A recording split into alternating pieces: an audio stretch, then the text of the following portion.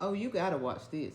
I remember like back in November, I was with my boyfriend at the time, my now ex, and I told him, I'm like, my best friend is planning to move to Italy sometime this summer, and whenever she does, I want to go with her and spend 3 weeks with her and help her get acclimated and everything. And he immediately said, if you do that, I'm breaking up with you. No thought. And honestly, I did not care because my mind was set on going to Italy. Like, when am I going to be 22 again? No kids.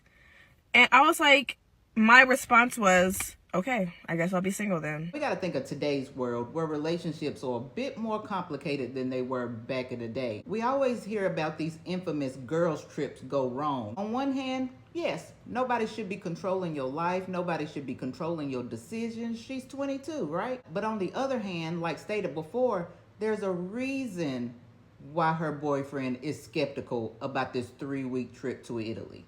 Let's continue. The amount of opportunities I have missed out on from having a boyfriend is insane. And at that point, I was done. Did not give one.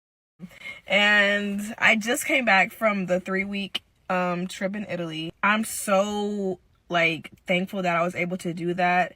And there was a lot of other trips that were had that I would have gotten an earful about if I was still with him.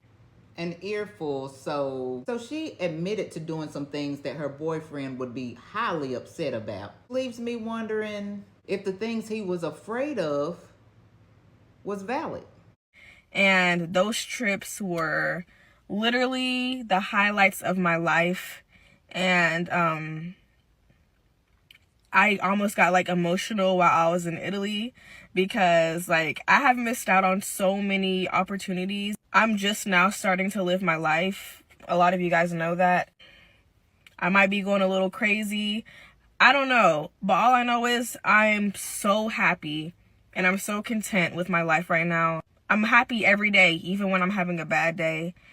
Just stop saying no to opportunities over a man.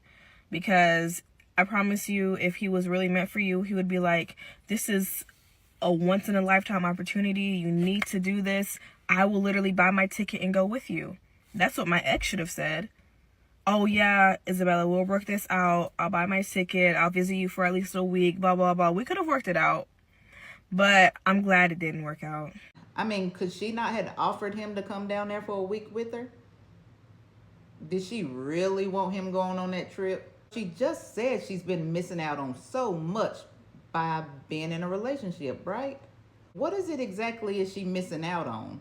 Now, I don't know if he's being controlling or not, but he's obviously concerned. Is he concerned for the right reasons? If a person has concerns, it's worth talking about it. Maybe you can find a compromise that works for both of you. If you can't come to an agreement or see eye to eye, then that's when you can say, hey, maybe this relationship just isn't working. Was she right in choosing her trip over her relationship? Or did her boyfriend have a valid point?